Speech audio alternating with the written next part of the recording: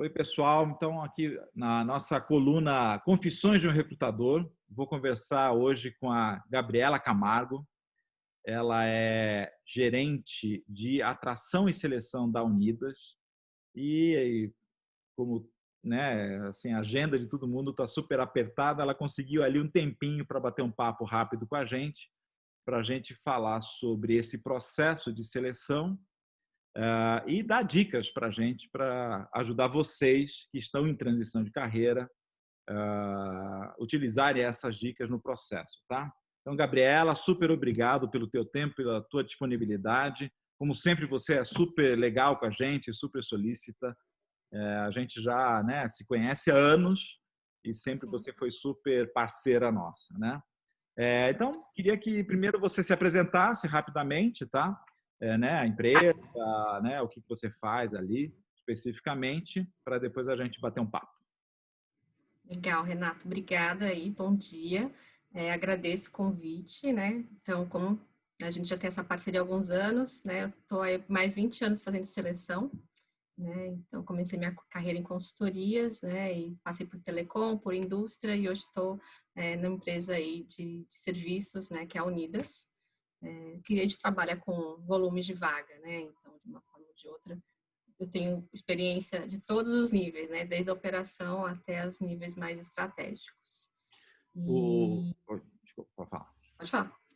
E me diz uma coisa, hoje na Unidas, né, você recruta, você seleciona ali nos processos pessoas com mais experiência, menos experiência, ou isso varia muito? Varia muito, né? O que a gente cada vez mais, acho que as empresas estão buscando, né, são pessoas com aderente aos valores da empresa, né? Então, a gente tem que se identificar, a gente tem que conhecer bem as empresas e a gente procura buscar isso também nos candidatos, se eles se adequam àquela cultura, né? E sim, tem alguns cargos, né, algumas experiências que são imprescindíveis, mas tem muita coisa que a gente consegue desenvolver em termos técnicos, né? Mas os soft skills, que é o que falam mais hoje, é o que a gente tem buscado mais, né? Então, avaliar aí nos nossos processos. E como é que você identifica, ou até melhor assim, o que que você, como é que você consegue observar esses soft skills? E acho até legal você até falar um pouquinho o que que são, né, soft skills. Eventualmente as pessoas não têm tanto conhecimento especificamente sobre o significado de soft skills, né? Mas então, minha pergunta eu vou dividir em duas, né? O que que são soft skills na sua visão, né? E como é que você identifica esses soft skills nos candidatos? Tá bom. Então, são às vezes, algumas habilidades, alguns comportamentos, como inteligência emocional, né, como a empatia, como outras questões que são além do hard skills, que eram, né, os conhecimentos mais fortes, mais formação acadêmica e tudo mais. São mais algumas coisas, umas sintonias, como a gente pode se ver, algumas coisas mais simples, né, de comportamento e habilidades, sendo bem sucinta, né? E hoje temos, né? Acho que a entrevista, eu falo isso para todos, até os nossos clientes internos, né? A gente faz alguns treinamentos. A entrevista, ela é ainda a ferramenta que a gente precisa utilizar para um bom processo, né? Ela tem que ter toda a avaliação tem que ter um contexto, mas também a gente tem aí ferramentas de avaliação que nos apoiam, Uhum. né? Então, alguns assessments, né, que são, sei lá, dependendo do cargo, dependendo da área, alguns conjuntos de avaliações que nos ajudam a apoiar para validar a entrevista. Mas eu preciso de uma entrevista em algum momento, né, para poder identificar esses comportamentos, porque às vezes eles não vai estar lá no currículo, né? A gente tem que realmente ter essa questão ainda que é o androritmo, né, que a gente fala, não é só o algoritmo que vai resolver. Acho que o viés humano ainda ele vai por um bom tempo. Acho que as tecnologias ajudam, mas ainda a gente precisa de Claro. ter uma pessoa ali que conhece, né? Me diz uma coisa, achei excelente essa linha aí dos soft skills, né? Vamos dar um passinho para trás. Você falou ali na importância, sem dúvida nenhuma, do cara a cara, né? Seja virtualmente, imagino até que Sim, hoje em dia pode ser sim, até virtual, também. mas o cara a cara é importante. Agora, dando esse passo para trás, o currículo, ou seja, sei lá, tem 20 candidatos ou 100 candidatos, né? O que que você sugere para a pessoa, para o candidato colocar no currículo que consiga demonstrar de alguma forma esses soft skills. Quando eu falo currículo, aí também depende, tá? Pode ser currículo papel, currículo e-mail ou até LinkedIn. Ou seja, o que eu pergunto assim, como é que você consegue, numa etapa anterior a você estar com a pessoa, e anterior mesmo a uma avaliação, tá? Ou seja, você tem lá, abriu o processo, bom, legal, vou ver meus candidatos. Aí eu vou pesquisar nas fontes ali que você tem à disposição. Como é que você consegue enxergar o que você sugere para o candidato colocar nesse momento em relação aos soft skills? Essa primeira etapa, eu falo que ela é bem, é aquela da triagem, né? Da pessoa viu a vaga, se inscrever, vamos pensar dessa forma, né? Não no modelo que eu estou vendo currículos aleatórios, mas que eu tenho uma divulgação e a pessoa se inscreve. Muitas vezes, hoje, a gente tem plataformas e ferramentas online. Então, pode ser que tenha alguns campos que a pessoa tenha que subir já as informações, então vai ficar meio que formatadinho. Mas pensando lá naquele perfil do LinkedIn ou no seu currículo mesmo lá do Word que você faz,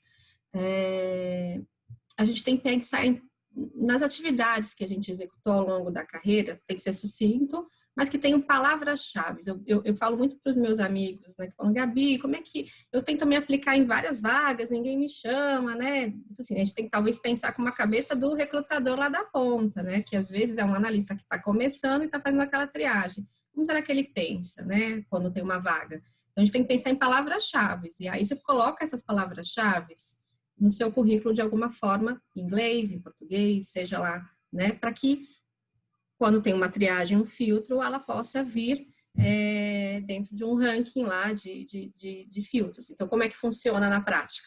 Tenho lá uma vaga de analista de RH, né? E aí ele precisa ter experiência com treinamento. Então, na cabeça do recrutador, ele vai lá, ele recebeu mais de 1.000 currículos. E vem de tudo, né? Vem desde a pessoa que não tem nada a ver, que tipo, deixa eu me inscrever para ver se alguém me chama, né? E não é assim. E aí a gente coloca os primeiros filtros. O que é importante para essa vaga? Então, eu pego lá o perfil que eu li da vaga. É importante que tenha alguma experiência com treinamento. Então, essa é a palavra-chave que eu vou usar. Então, no seu currículo, se você é uma pessoa de treinamento, você coloca treinamento. Hoje, como é que o mercado usa? Educação corporativa, né? E aí a gente vai vendo o que o mercado está usando também de nomenclaturas, né? Porque cada empresa tem uma nomenclatura para uma área. Então, recursos humanos tem empresa que chama de gente, por exemplo, né?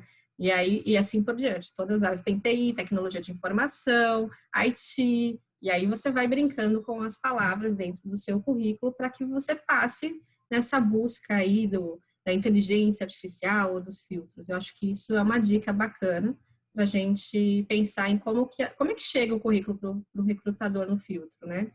Então, a gente tem que pensar um pouco com a cabeça do cara que está pesquisando, é pesquisa aí. Aí eu filtrei, tenho lá meus 100 currículos e eu vou lendo os currículos, eu não vou ler 1.000, eu vou ler 100. E aí a gente vai entendendo qual a experiência, qual o segmento que ele trabalhou, quais os projetos, às vezes, que ele participou, né? Então, se você tem lá no seu currículo alguma experiência bacana, acho que vale colocar um destaque, uma coisa bem breve e resumida, né? Então, não sei, acho que não tem o certo e o errado, vai muito de como cada um coloca, mas eu sugiro, né, como cada pessoa que vai recrutar pensa, mas eu sugiro que tenha essas palavras-chave, né, que tenham sinônimos Legal. de inglês e em português. Não, você Acho que é a primeira etapa aí, né? Você falou um negócio que eu achei sensacional, né? Quando os meus amigos me pedem alguma dica, eu falo isso. E você está falando para a gente. Então, isso aí tem um valor muito grande, porque realmente você está compartilhando coisas que você compartilha com seus amigos, né? Muito bom. Então, Sim. mais uma vez, te agradeço. Às vezes vem assim, né, Gabi? Como é que eu não passo, não sei o que acontece, eu tinha um perfil e não fui chamada, né? Então, assim, vamos pensar. Então, concordo, acho que às vezes as pessoas colocam filtros e que eliminam currículos. Então, a gente tem que tomar cuidado como é que a gente está escrevendo o nosso currículo também. E aí vale, pelo que você falou, até entender, primeiro que eu acho que a palavra aí, né, é um pouco empatia, né? O candidato se colocar no lugar do recrutador ou no lugar da empresa. E para isso é importante o recrutador fazer uma lição de casa que é pesquisar sobre a empresa, né? quais são os termos que a empresa usa. Isso tudo faz diferença na apresentação, e não só na apresentação, e você falou um detalhe, pelo que eu entendi, na pesquisa da empresa, na pesquisa eletrônica, né? na inteligência ali que o sistema desses sites de recrutamento e tal, que apoiam vocês no processo de recrutamento, as palavras-chave ali que vocês vão colocar para ele trazer os currículos. Então, isso é super importante, né? Ou seja, ter palavras que façam a conexão com a empresa, né? Sim, tipo, o próprio LinkedIn, né? Ele tem isso. E também, eu sei que quem paga o premium lá, né? O candidato que paga, ele também acaba indo para primeiro no ranking lá dos filtros. Uhum. Então, eu sempre falo até para o time de seleção, não fiquem só na primeira página, né?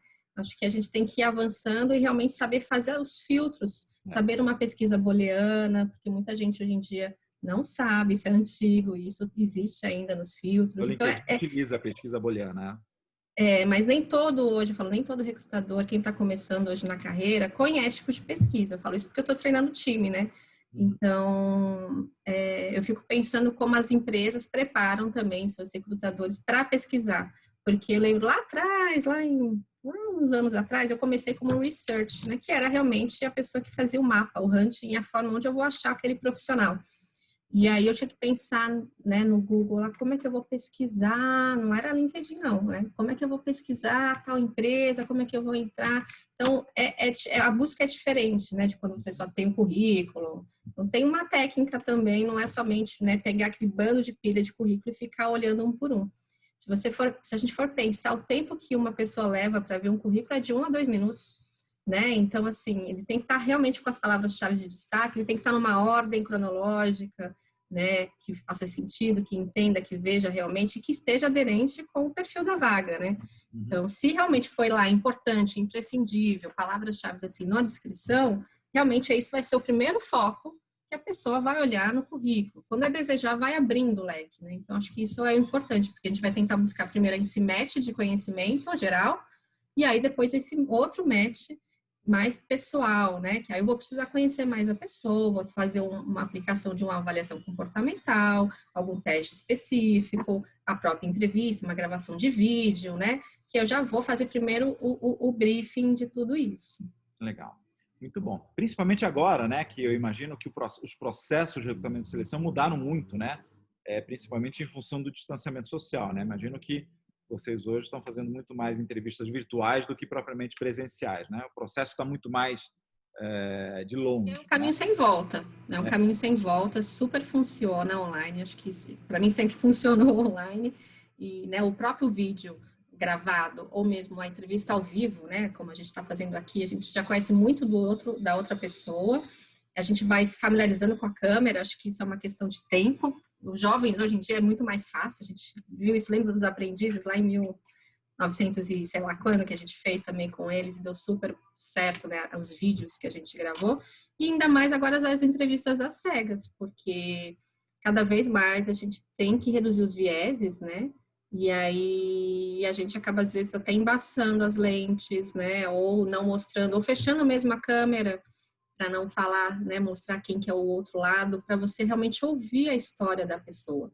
Então, acho que a entrevista é saber contar a história, acho que também é um fato bem interessante aí para a gente pensar como é que eu conto a minha história, né, minha trajetória, o que eu quero, Isso é o uma que eu me dica, identifico. isso é uma dica de muito valor, né? Ou seja, você para o candidato, né? Ou seja, o candidato transformar o currículo dele ou seja, a vida profissional dele numa história, né? Fica muito mais interessante. A gente usa isso, inclusive, para apresentações comerciais, né? A gente sempre tenta contar, a gente sabe, né? E contar uma história, a gente ganha mais a atenção de quem está nos ouvindo, né? O mais importante é ser ele. Sim, sem dúvida. É uma história real, né? A história dele. Esse é ele até na hora dele, né, se representar. Acho que ele tem que se identificar com os valores da empresa, mas dentro da empresa tem diversos tipos de áreas e cada área pessoas diferentes. Então vai ter também a empatia lá com o gestor que vai estar entrevistando, ele também tem que gostar da pessoa, sentir que vai dar certo, né, dessa relação e tudo mais, para que seja realmente uma jornada aí bacana. O que te encanta Hum, numa entrevista virtual? Ou seja, da sua experiência, né? Puxa, teve um caso, olha, uhum. que a pessoa mostrou, fez isso, fez aquilo, coisas legais, né? Depois eu vou te perguntar as coisas não legais, mas vamos começar pelo lado legal. Ou seja, tem alguma coisa que você que já te encantou, assim, falou, poxa, teve um candidato que fez isso, eu achei muito legal. Ou não, ao contrário, puxa, às vezes o candidato faz isso, eu não Eu gosto. gosto muito das entrevistas quando você vê sinceridade, você vê que a pessoa está sendo ela, que ela está aberta ali para conhecer você, para ouvir, também para contar um pouco dela, para a gente poder ver se realmente faz sentido, né? Você vê que tem aquela sinceridade. Não sei, tem coisas que, mesmo a gente está olhando no olho aqui, a gente consegue ver, né?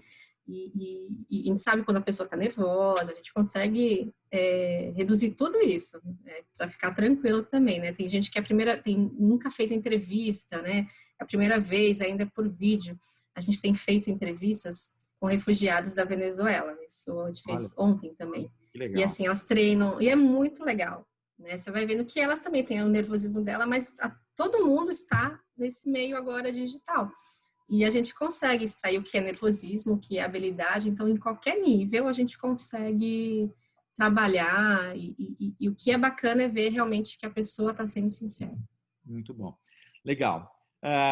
Gabriela, acho que é isso. Não sei se você quiser dar um comentário final, assim, uma dica final num processo, seja na hora do currículo, ou na entrevista virtual, enfim, para a gente já tomei bastante do seu tempo para a gente encerrar. Que dica de ouro você daria aí para quem está nos assistindo e quem está em transição de carreira? Quando você vai ter uma entrevista, chegou na fase da entrevista, né? E vai ter lá a entrevista, eu acho que é importante você se preparar antes, né? Se organizar. A gente sabe que por mais que tenha todo, né? A gente tem barulho externo, tudo, mas tenta pegar ali o momento para você focar, testar antes seu equipamento, para você não ficar nervoso, para que isso não atrapalhe, né? Ai, de repente o fone não funcionou, a internet está ruim, tem um plano B, né? As coisas acontecem, mas se isso não estiver te atrapalhando, você vai ficar muito mais tranquilo na hora da entrevista.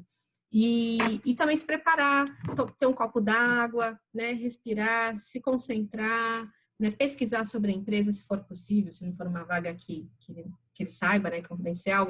Tem Glassdoor, tem um monte de empresa, site, fuça na internet, tudo que é bom, o que é ruim, pergunte, né, não tenha medo de perguntar as coisas também, acho que é muito importante isso. A gente está num momento aí que você também tem que ver se você quer trabalhar lá, por mais que você precise do emprego, né? Senão não vai dar certo.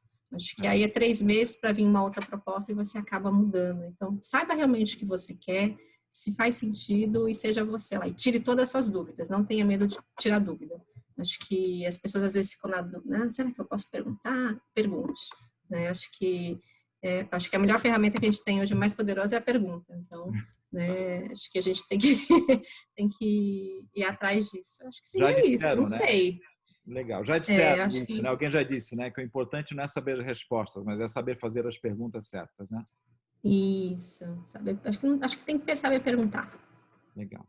Gabriela, super obrigado. Te agradeço demais. Acho que nosso papo foi excelente e eu acho que vai ajudar bastante as pessoas aí que estão nesse processo de transição de carreira que não é fácil, é difícil, né? Se diferenciar, mas com dicas, eu acho que isso acaba ajudando bastante. Super obrigado.